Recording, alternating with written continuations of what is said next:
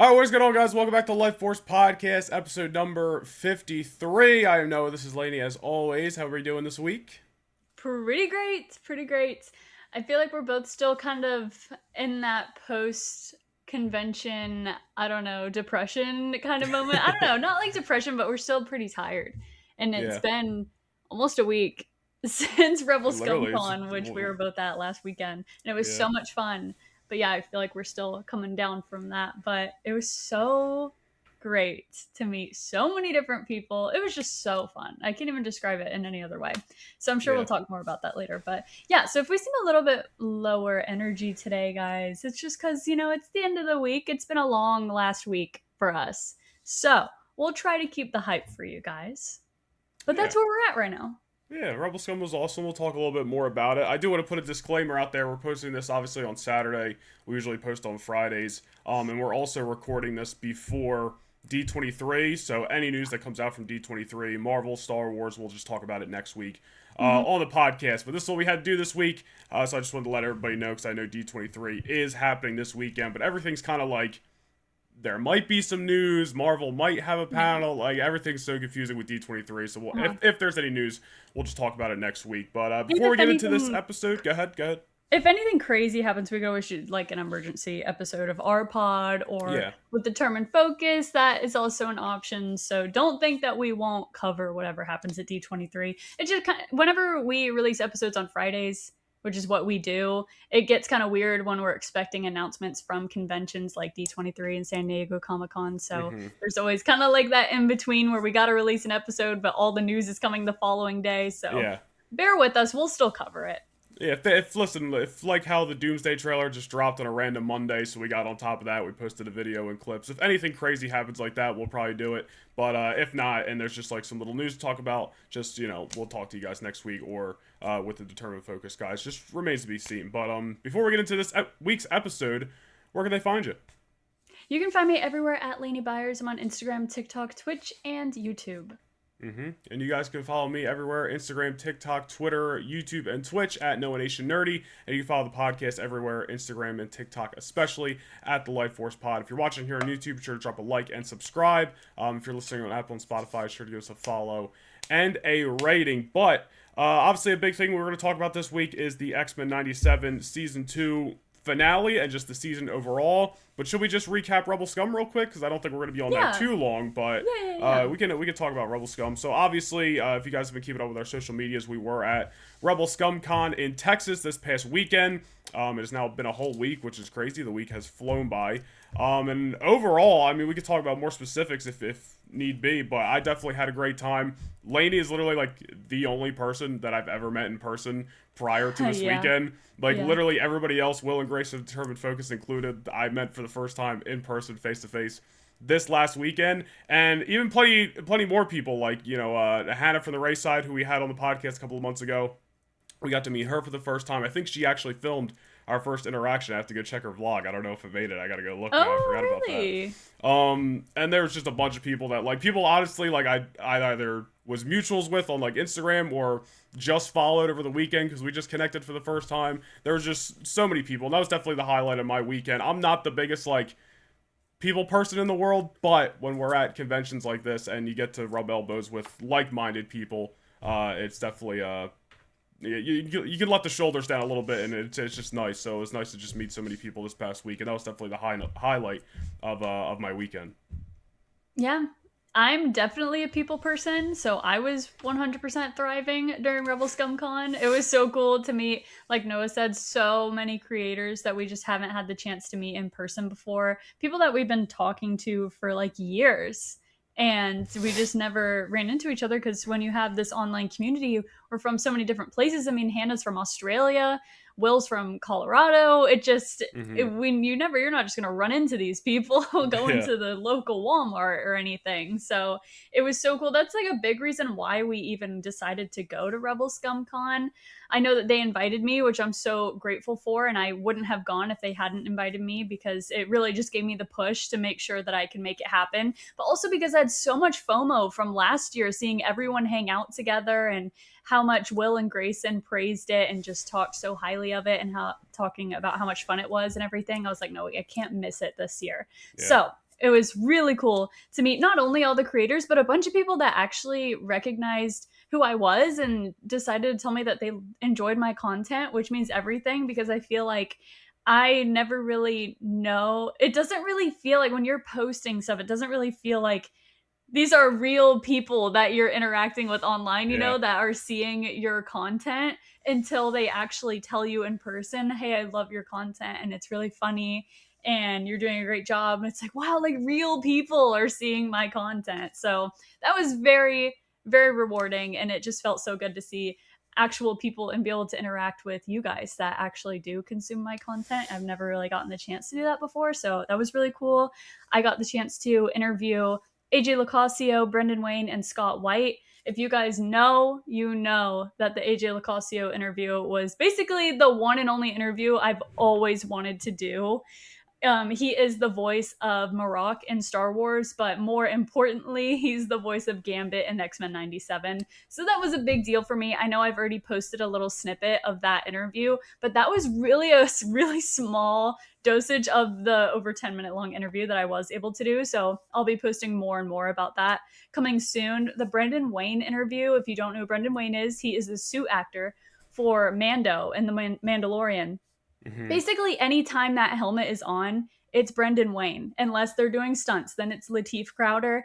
When the helmet's off, it's obviously Pedro. But when the helmet's on, it's Brendan Wayne, like 90% of the time. So basically, I was interviewing the Mandalorian himself. And that was also over 10 minutes long. I haven't even started to cut that down and post it yet, as well as the Scott White interview. Scott White is an incredible voice actor. He's been Ninja Turtles. He's been Transformers. He is Dryden Voss in Malt Shadow Lord. He's all kinds of things. He's Human Torch and Marvel Rivals. So he was a really fun conversation. So all of that stuff you can look forward to on my socials really, really soon. But those kind of opportunities don't come easy at other conventions. But at Rebel Scum Con, it's such an intimate environment that you can just, creators were able to just walk up and ask them if they would be willing to do an interview. And the celebrities were awesome about it. They were really great sports and they were really, really fun to talk to. So that's just one of the things that's special about Rebel Scum Con is you get opportunities like that you probably wouldn't at other conventions, especially larger conventions. So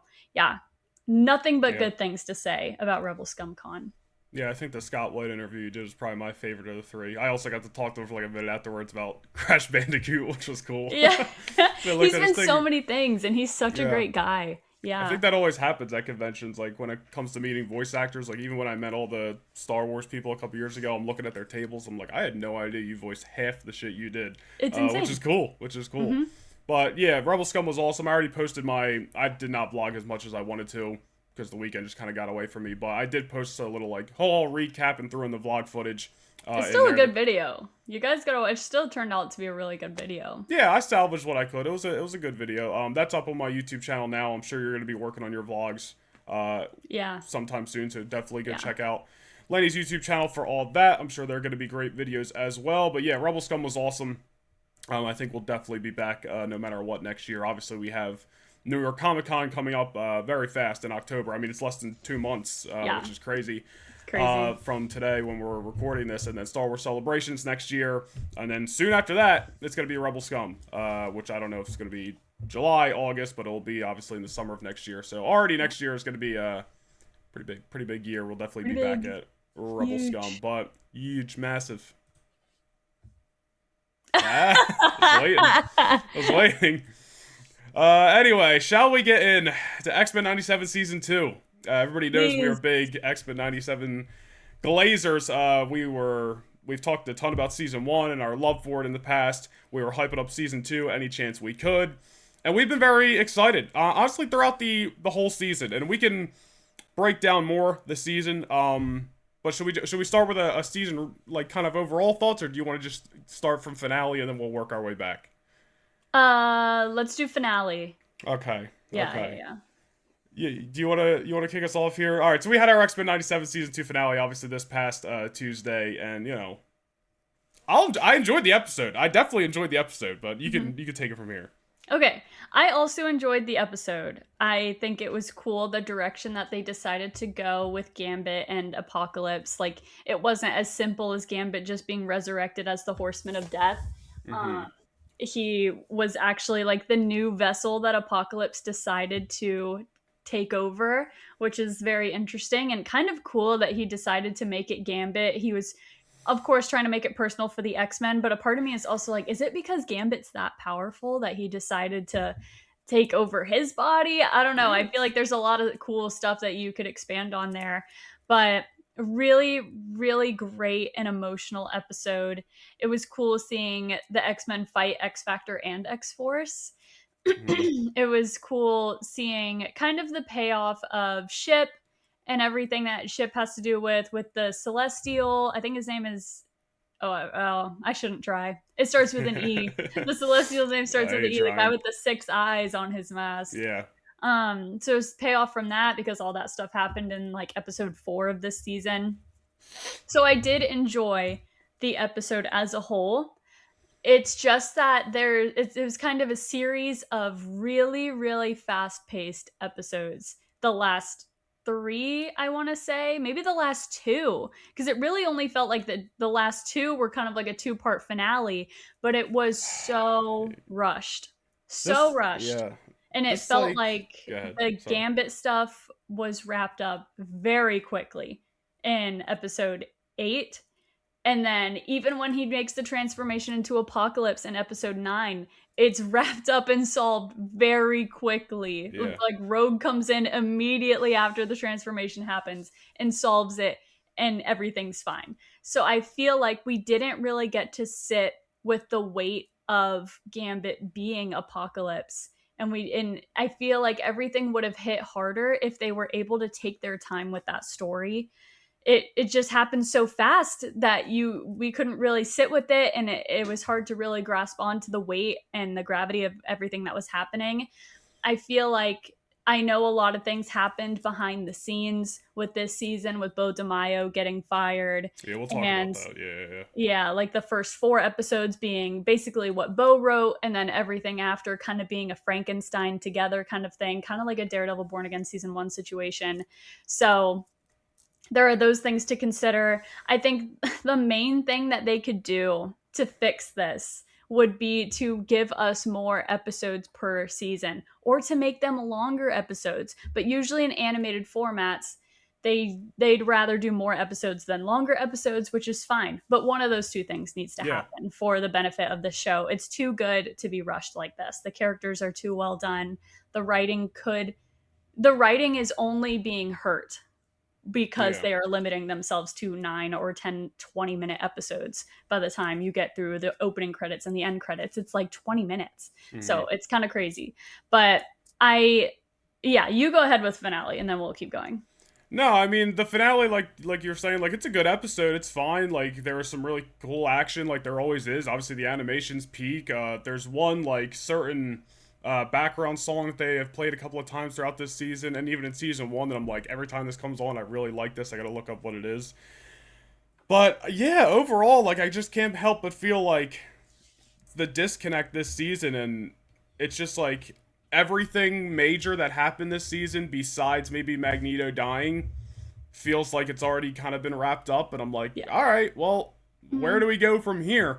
And I remember going back like a couple of episodes ago and being like, I just wish like we had an extra episode in the past, and an extra episode in the present, an extra episode in the future, just to let that part of the story breathe a little bit more. Because I felt like at the end of season 1, everybody gets separated, and then obviously we start that way in season 2, but before you know it, everybody's back in the present, and it's just like, all right, well, we got to get Apocalypse. And it's just like, I feel like we got here so fast. And then after episode 4, we get a lot of Polaris stuff, which I really enjoyed. Obviously that dynamic with her and Bishop has been great, and those episodes were really fun. And then it gets to episodes 8 and 9, and like that end credit scene of 7, I believe it was, and we're Yeah. getting to the Gambit stuff, but it already feels resolved. I just feel like this 9 episodes were split into like 3 different sections, and it kind of took away from just the big bad of Apocalypse, which is like, 100%. so he's out of the picture now. I mean, Yeah. obviously I don't think for sure. I think there's going to be more down the line, but I agree, there's obviously the Bo DeMaio stuff that plays in. And again, like you said, like how are we not getting more episodes? Even Bo DeMaio's plans, I believe, were only going to be like 10 episodes, which granted season 1 was 10 episodes, I believe, and season 1 was obviously like a perfect season of television for Marvel Animation. This season overall was not a bad season. It No, was it's still just really not entertaining. perfect. Yeah, and Yeah, like I not enjoyed perfect. every episode to be perfectly honest. But even like the episode 5 with Wolverine and he's going to get his adamantium back, it was just problem resolution, move on to the next thing within the same episode, and it Yeah. just this season moved so fast, and there was just not enough time to digest anything. And that is very Saturday morning cartoon of Yeah, I them. And agree. I like that they're still trying to keep that format. But they were doing that in the original animated series when they were getting 20 episodes per season. And you could have a problem be solved in the same episode and keep certain villains like the Brood or Danger in one episode and still have an overarching Yeah, villain by because the there end would of the still be like season. 4 or 5 episode arcs in the original Right, season. So right. And I wish that we could go back to a format like that. I feel like this show just desperately needs that with the amount of characters they're dealing with and with as big of villains that they're dealing with, like Apocalypse. And like you said, after episode 4, we got the Wolverine episode, and it was like, okay, I guess we had to do that to get his adamantium back. And then after that, Wolverine, and I don't even care about this, but Wolverine does not, there's no payoff to him getting his adamantium back. no, No he just kind payoff of for has it. it, and He just he's has it ready and to it's fight. fine. And I don't care that Wolverine's taking a backseat in this, rightfully so. But I didn't need an entire episode on Wolverine getting his adamantium back. It kind of felt like a cameo fest. It kind of just felt like it's a great episode, but when you're in Yeah, this that's what I'm nine saying. episode season, Yeah. it's very unnecessary to take the time to get his But adamantium and even back. that, if we are getting 20 episodes, even that Wolverine adventure, like that's at least 2 episodes right there, and at least could have been a little bit more enjoyable if we were actually taking our time with this. But I understand it's still like a side project. It's still a side Yeah. story to the overall thing, so it's Yeah. still going to take you out of it, especially when there's only 9 episodes. Yeah, and then you get to the Polaris episode, which I love. I love that they're bringing back Polaris into the X-Men and reintegrating her into the team. That is awesome, and I love that that kind of built her and Bishop's dynamic. I like that we in that episode were able to see all of the kids and how they're rebuilding the school, and we got more kids in the school now. It's actually for the first time feeling like an actual school and not just a place where the X-Men live. So Yeah. I really liked that episode. And then I was like, okay, we haven't talked about Apocalypse at all in these last 2 episodes, and we only had what, like 3 left after that? And right? Yeah, 3 left after that. And then Apocalypse is basically limited to an end credit scene in those 2 episodes. Where the Danger episode, we see him resurrect Gambit. No, not even. No, in the Danger episode, There was one of the episodes. The only thing Right. about Apocalypse was like his hologram coming up at X Corp. yes. There was that, and then there was like the end credit. Was that the same episode, or was that a That's the different same episode. And I think that's the one frick. I think the one where yes, I think I'm right. I think he That was episode resurrects 6, I think. Yeah. he resurrects Gambit in that Danger episode, end credit scene. The following episode, they go back to the Savage Land because I felt like they were like, okay, we got to remind them that Nightcrawler's here. And we got to make sure they're attached to Nightcrawler. So that's a payoff in the finale. So Yeah. that was basically a Nightcrawler episode, bringing Colossus back, Magic dying for no reason, and a little bit more of Bishop and Polaris, which I obviously like. And so that's kind of pigeonholed in there. And then the end credit scene is seeing X-Force finding Apocalypse's dead body. And then that's literally Apocalypse. The big bad of the season is limited to end credit scenes in those 2 episodes. Yeah. And then the following one is where we get to finally the 2 episode finale is what I feel like it is. And it's like they had to make sure we got a Nightcrawler episode so that the payoff, which everyone loves Nightcrawler regardless, but he was very Yeah. much so not involved in the season very much. And as far as a big impact, he was obviously with the team that was in the past within Salvanor, but the impact wouldn't have been obviously as great if you didn't have that Nightcrawler episode. It's the same thing that the Bad Batch did in season 2 when Tech had way more screen time and lines, Yeah. so that the payoff of him dying would have a lot bigger of an impact. Same thing that happened in the finale with Nightcrawler sacrificing himself, which is very in character. I do like that Nightcrawler was the one to make the sacrifice. It makes so much sense. It's just a testament to his faith. And Sure. it obviously sucks because I've always said my top 5 X-Men are in this order: Gambit, Nightcrawler, Storm, Magneto, Shadowcat. And to have now Nightcrawler die, and now Magneto, Gambit, and Nightcrawler have died in this freaking show. Thank God Gambit's back. But 2 of my 5 are gone. It makes Yeah. me so mad that it had to be Nightcrawler.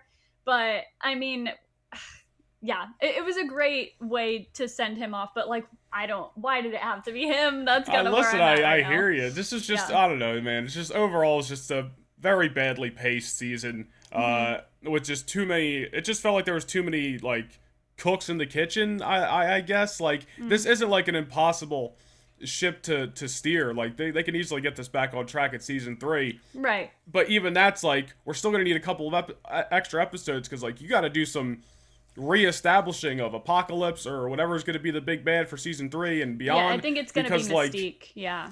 oh well, yeah, there was that end credit scene as well with her. So Yeah. like, cool. Like, but we gotta like, we just need to let these stories breathe more, man. Because that was a 100%. big thing that hindered this season. It was just like to And the I point know. where I was almost like I didn't even watch episode 8 until I was on the plane last week going to Rebel Scum because I was just like, this season's been such a mess. I'll get to it when I get to it. And then this week was like the finale, and I was like, I want to watch the finale.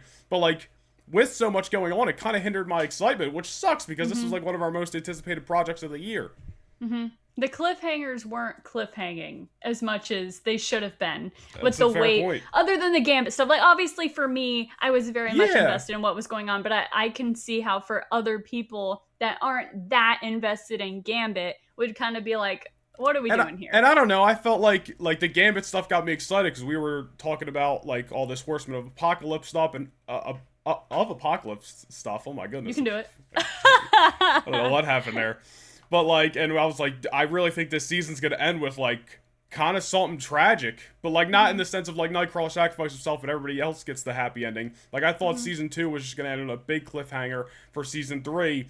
Where Apocalypse is standing tall and he's got his horsemen, besides him and stuff like that, and it just feels like this story ended in a not so satisfying way. I don't know. I agree. I feel like although I like that they tried to take Gambit in a different direction, like I said earlier, and made Apocalypse kind of take him over, I feel like I much rather would have seen the Four Horsemen come back and it be our X-Men, like I was predicting before the season even started. I wish it had been Gambit, Polaris, Magic, Magneto, something like that. I think it would have served the story better. Yeah. And I think it would have had a lot more emotional weight to it. Obviously, the Gambit and Rogue stuff this season was awesome.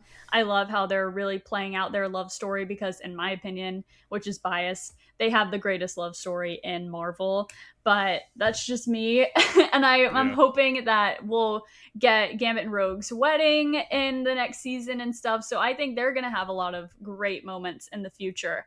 But yeah, I'm a little bit worried because I really didn't think that them letting Beau DeMaio go would have that big of an impact because not one person does a show rely on, I'm butchering that line because there's a lot more people behind the scenes that work on the show than just one person. But Beau DeMaio had a very clear vision of what he wanted to do with these characters, and you can literally see the disconnect in the season. They cooked up until episode 4, and then it gets rocky after that. You can literally 100%. see that disconnect happen. So I mean, am I sad that we lost Beau DeMaio? Yes, because I feel like he had so much more to give.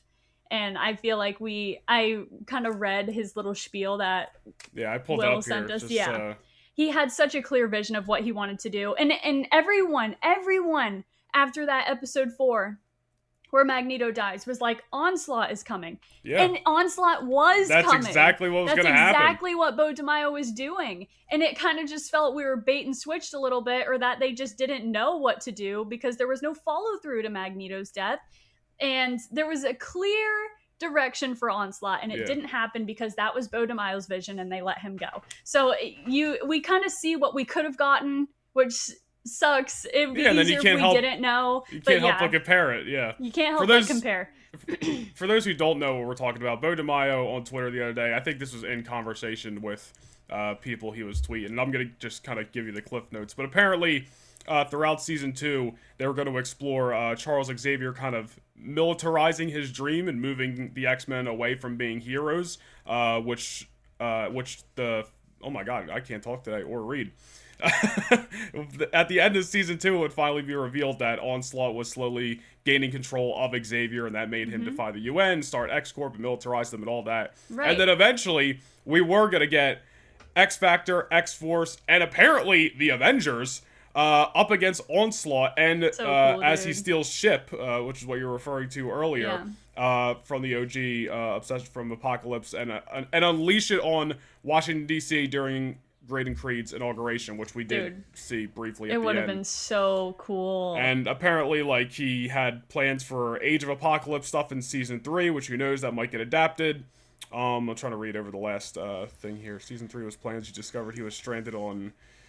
He spent decades fighting. All right, but overall, listen, we were heading towards Onslaught, which was very clear in those first 4 episodes. Yeah, and you can just see they went a different way. Little things like X Corp.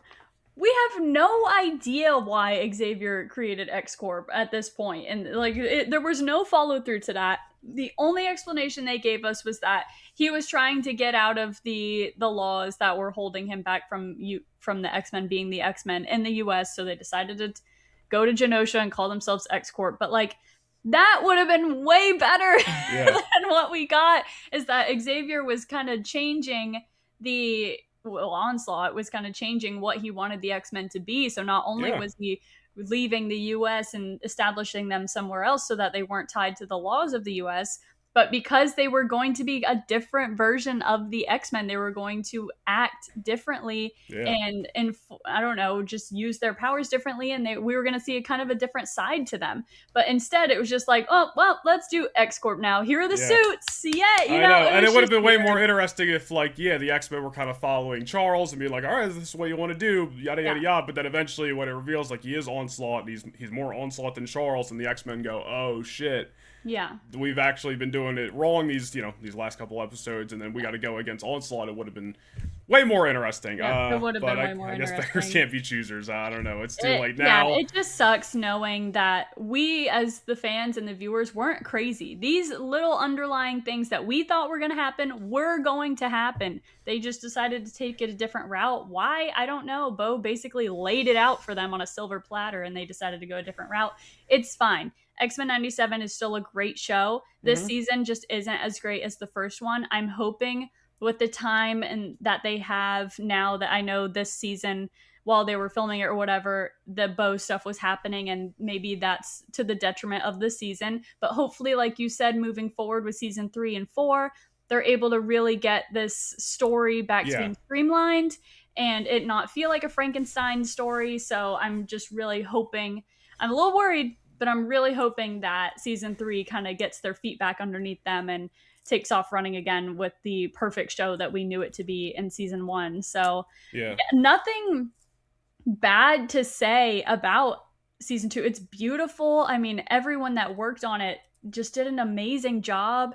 It's just that the story itself fell flat in places where it could have been great. It's a really solid season. It's just not what it could have been. You know, it's not and season 1. And like you were saying, like if season 2 is the one mismatched season, but they, now that they have their story and whatever they believe is the right way to go on track, and they tied up whatever loose ends they felt they needed to tie up in season 2.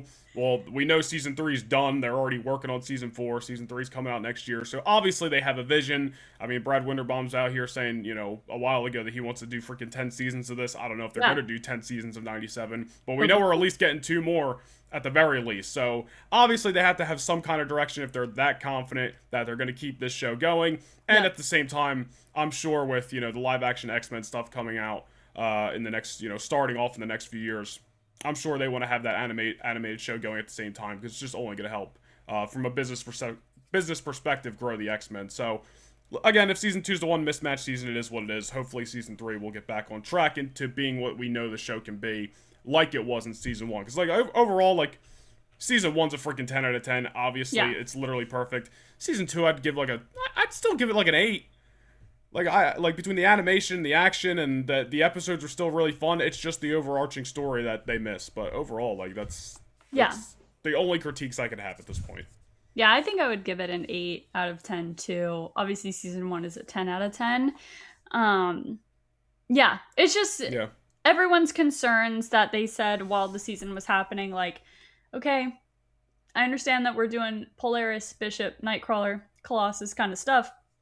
We're kind of leaving Storm, Jean, and Cyclops behind. We're leaving all like the main characters of season 1 to kind of in the dust, and these other characters are taking their place, which I'm enjoying these characters, but it's like, well, what about these guys? But I feel like they could have done a better job still keeping us up with the rest of the X-Men while introducing more. It just kind of felt like there was a disconnect there. And while I don't mind, there were plenty of episodes in the original series where many of the X-Men aren't even involved in it. There's a whole 2-episode arc where Gambit, Wolverine, and Rogue and Nightcrawler are in the Alps fighting priests and stuff, which is really cool. But that's like you said back earlier, when there was a 20-episode format, and you could do stuff like that. They could get away with it. Yeah, 100%. Yeah.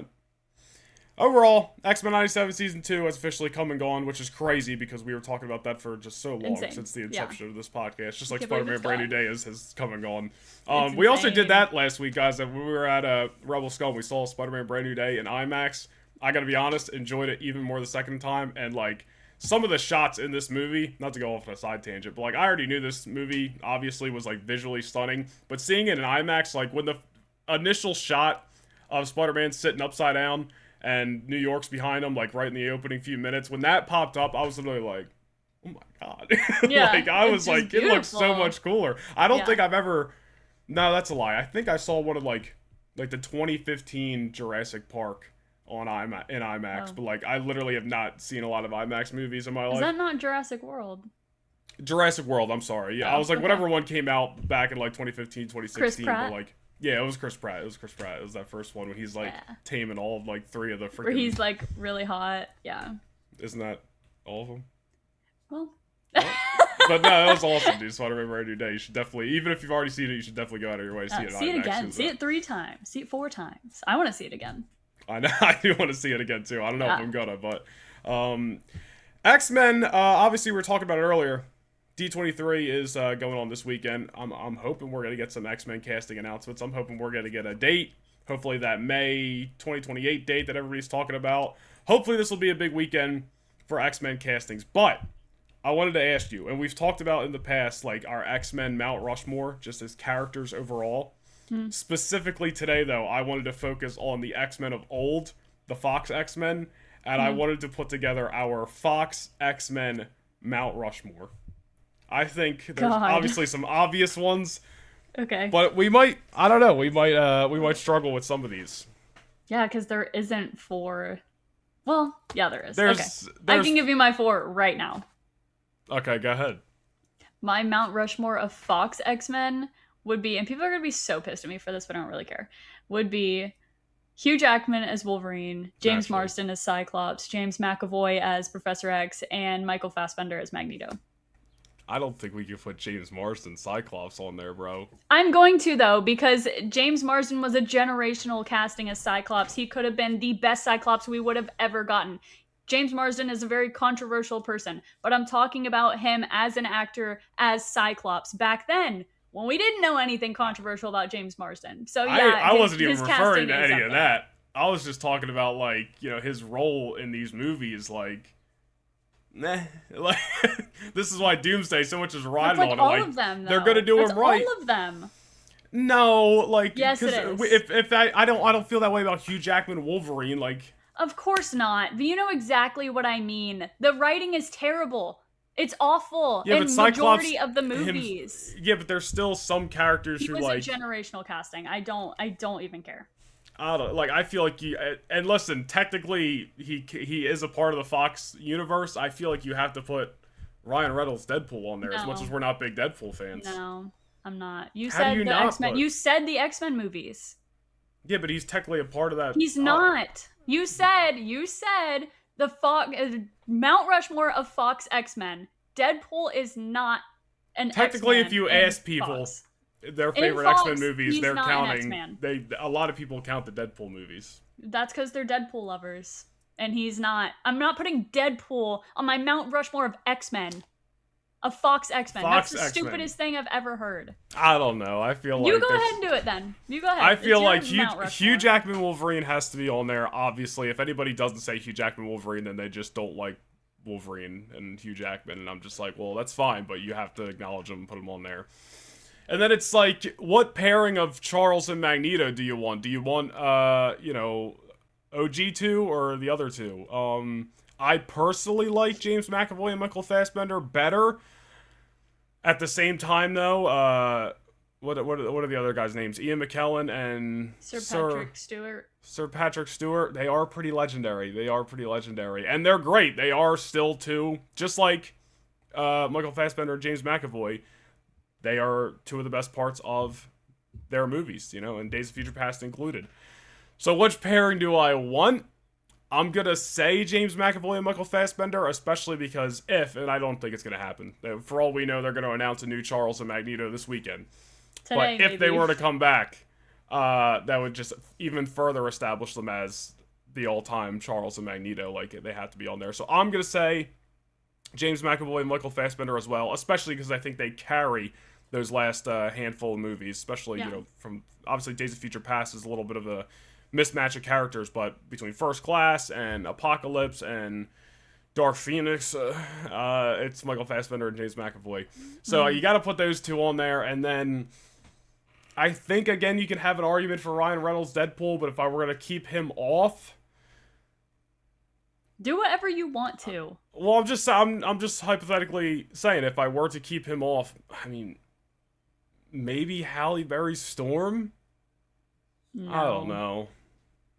That's what I'm saying. There's no one definitive to me. Because the writing is bad. That's why I was like, I'm just going to take who I think, with great writing, could have been a generational casting, and it is James Marsden Cyclops for me. It's not Halle Berry Storm. The writing's bad throughout all of these movies, even the good ones, but still, like, Hugh Jackman shines, and James McAvoy shines, and Michael Fassbender shines, so I'm trying to think of who still shined opposed to bad writing. Do you genuinely think that Halle Berry's, what happens to a toad when it's struck by lightning, shined? Dude, that is so hilarious every time I see it. It's bad. Like, it's just not a great representation. I love Halle Berry. It's such a bad representation. I'm just throwing names Storm, out there. dude. It's not Femke Jean Grey. I'm not a fan of her at all. No. God, who the hell else was even in these movies? Exactly. But, like, I can't, like... God, Cyclops sucks in those movies. Like, to no fault of James Marsden, but it's just like, he didn't even get a chance to shine. So, like, how do I put him on the Mount Rushmore? To me, like, even though they made him a stiff, he still had the aura. He still had it. He did not have the aura in X-Men 1 when he was such a pushover, dude. What do you mean he was going back and forth with Wolverine all the time? I don't know. I feel like Wolverine was just like little bro in this guy throughout all those movies, and then he just disappears in X3. Do you remember that movie very well? What, at the first X-Men? Yeah. I remember it enough. I remember in X-Men 2 where, like, he's kind of, like, he's there, and then in X3, he just, like, they kill him off screen. It's just like, oh, Cyclops sick, dude. Like, I don't know. That doesn't scream Mount Rushmore to me. I want to put him on there, but I can't. Why can't you find someone else to put on your Mount Rushmore, then? That's what I'm openly thinking about right now. I don't know. I'm trying to think of who the hell else. Honestly, it might be freaking Ian McKellen. I might put two Magnetos on there. That's fine. That's fine. I think that's what I'm going to have to do. It's going to be Hugh Jackman Wolverine, James Marsden. Not James Marsden. No, not James Marsden. It's going to be Hugh Jackman Wolverine. I'm forgetting everybody's names. James McAvoy as Charles Xavier. Michael Fassbender as Magneto. And Ian McKellen as Magneto. And if we were counting the Deadpool movies, then Ryan Reynolds' Deadpool would knock Ian McKellen off the Mount Rushmore, even though I'm not the biggest Deadpool guy in the world. Yeah, the only other actor that I think did a great job with their role is Shawn Ashmore, Bobby Drake, Iceman. I think he did a pretty good job with what he got. Why are you laughing? Because you said that, and coincidentally last night I sent you and Will and Grace in a video from when he blows on Wolverines. You saw that meme? Yeah, it was funny.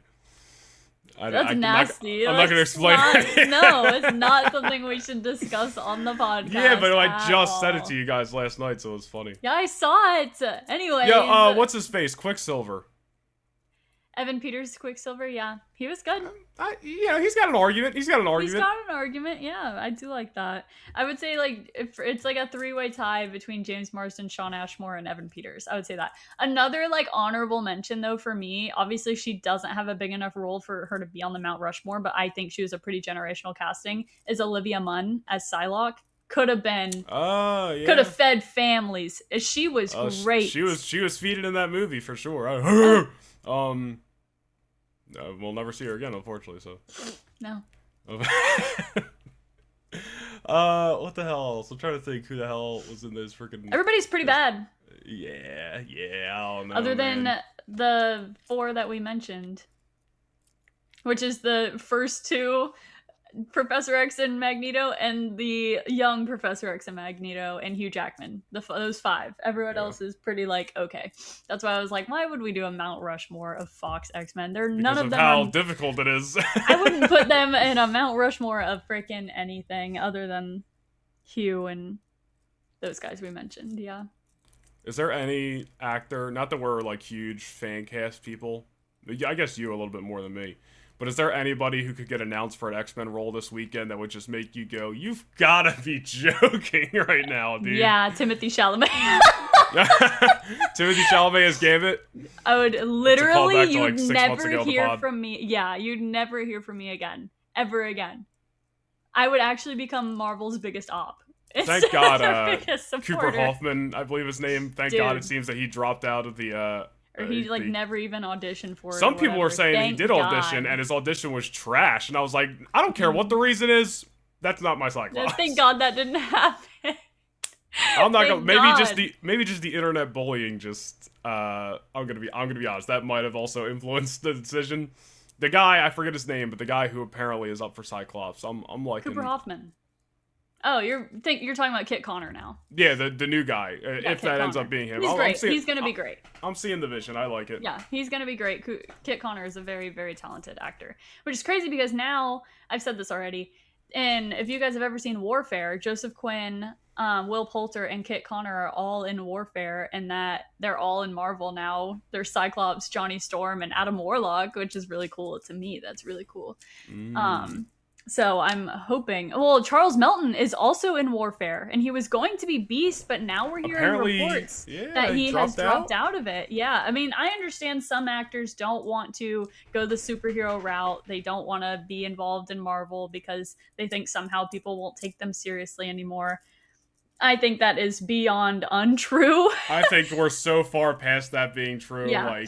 I think that's beyond untrue. I mean, maybe he just doesn't want to do it. Maybe there was a money thing. Maybe there's a negotiation tactic going on. We don't know. It's obviously a rumor that he has declined the role. He might still get announced as Beast today or tomorrow at D23. We don't know. Right. So I'm hoping that he is Beast because I think he could have done a really great job. And then there would be 4 people from the Warfare cast that are in Marvel, which is really cool because they're all also very close. And I just think that would be a super cool dynamic. I'm sure it's like a little bit intimidating to some actors because I'm sure when you sign on to Marvel, it's a big commitment because it's never usually like one movie. Like you're signing up for like 10 years, 3 movies, 4 movies. Like you're signing up for a massive role. So like that's second. You're locked down. Yeah. Second massive of this episode. Just massive. Out there. But you are locked down, so I can understand that part. But any actor who's just like, I don't want to be involved in that superhero stuff, is like, that's just so silly to me at this point. Like, why would you not want to play for the biggest team in town? Yeah, like you know like, what I mean? Does anybody think that Robert Downey Jr. isn't taken seriously as an actor because he was Iron Man? Yeah, and no. I know somebody a while back said like Marvel movies were.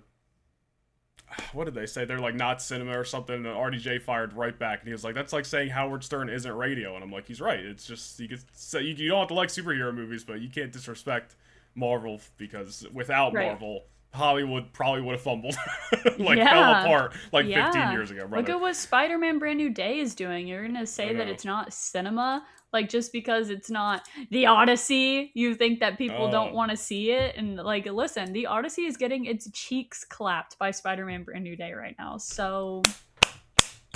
Just like that. So... Yeah. You want to give your review of the Odyssey? No. Do you even I remember really that don't. much about it, honestly? Yeah, Like, I do. I remember it being pretty boring. I remember just like being like, oh, there's Zendaya, there's Tom Holland, there's freaking. Well, I think that, what's his name? Matt Damon did a great job. Anne Hathaway did a great job. There's John Bernthal. There's Lupita. Like, yeah. they're everywhere, dude. When it's such a star-studded cast, like, how it's can you weird. not just see them? It's weird. Yeah, it's just weird. I think it would have translated better if it wasn't a star-studded cast. And I don't think they did a very good job of making me care about Odysseus's return home.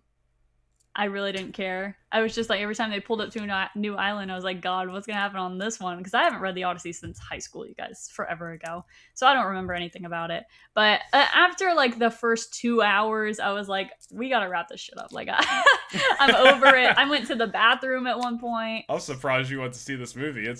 I mean, we did talk about it way everyone back talked when, about it like it was going to be the greatest thing that's ever happened. Christopher Nolan. I don't think Christopher Nolan movies are for me, you guys. We tried. Like, I remember us talking about it, being like, yeah, it's one of our most anticipated movies of the year. I'll be honest, I feel like that shit. I thought it was going to be cool. And it was. That's why I went to see it, because I was like, I do genuinely want to see this movie. Everyone's talking about how it's going to be this spectacle. I haven't even seen it, so I really can't talk. They couldn't get me to care. Interested. They just couldn't get me to care. I guess I'll stick with my superhero cape slop. Key jingling slop, Key jingling, nostalgia baiting, cameo festing. Cape slop. Yeah, that's just not for me. What can I say? I like other I like genres. Spider-Man. I like Spider-Man. I like the X-Men. Avengers Doomsday. Very much looking forward to that. Anything else you want to talk about this week? I know it was kind of a short episode. We didn't have too much to talk about besides X-Men and little Rebel Scum, and obviously we're kind of awaiting D23 stuff. So not a super busy episode. Our apologies, guys. No, I don't think there's anything else really to talk about. Just be on the lookout for the rest of our Rebel Scum stuff. And that's it. I did, guys. If you haven't, please go over to Lightforce Podcast Instagram. I've started posting the Lightforce Podcast Core videos. We've posted one so far. Yeah. I think it's hilarious. Listen, there's gonna be some that admittedly, like, I don't even think some people are gonna find funny, but I think they're funny. Right. Like, I already got another one in the tank. I think it's hilarious. And I have one with us and Determined Focus, so that'll probably be the next one I post. But I'm not gonna like flood everybody's Instagrams. I'm just gonna post like once a week. But I went through every episode of the podcast by now, clipped out everything that I think is funny. And I'm just gonna keep doing it every week. So stay tuned for that. If you'd like to see us, if your favorite moments of the episode are when we go completely off the rails and say some whack shit, those clips will be for you. That's what I'm saying. They're for you. So go follow us on Instagram and TikTok at the Lightforce Pod. And if you're watching here on YouTube, be sure to give us a like and subscribe. And if you're listening on Apple and Spotify, be sure to give us a follow and a rating. Where can they find you? 5 stars, please. You can find me everywhere at Laney Byers on Instagram, TikTok, Twitch, and YouTube. Stream community, if you're there, if you're listening, I am coming back. I'm so sorry with Rebel Scum Con and then just so many things happening in my personal life. I haven't been able to get back to streaming yet. It's going to happen. I promise. I miss you guys. I miss Marvel Rebels. I will be back. I promise. But yeah, make sure you stay tuned, guys. I haven't forgotten about you. I love you. I'll see you soon. Where can you find Noah Nation? You can find me everywhere, TikTok, Instagram, and Twitter at Noah Nation Nerdy. Subscribe on YouTube. Again, Rebel Scum Vlog, Recap, Haul, whatever you want to say, is now live. We actually posted a Jean Grey Spider-Man video like last week before I left for Rebel Scum, and it's doing really well. So if you checked out that video, thank you guys very much. I want to keep doing videos like that. But I think that's all we got. I think that what are you laughing at? You weren't looking, and I went. You don't even. We don't have to open up a can of worms, but like you're over it this way. Yeah, I think you've swayed to the other side. You're like, all right, It's fine. You're about the Jean Grey stuff at this point. Yeah, I don't care. But like you're about it though. About what? Like you look at Spider-Man Brand New Day and you're like, all right, I like the vibe. I mean, I'll smell what they're cooking. I'm gonna hear them out. That's good enough for me. That's good enough. Okay. For me. All right, guys, we'll see you next week, or maybe soon. I don't know. We're gonna base what content comes out from this point on what happens to D23, but we'll definitely see you next week. We'll smell you.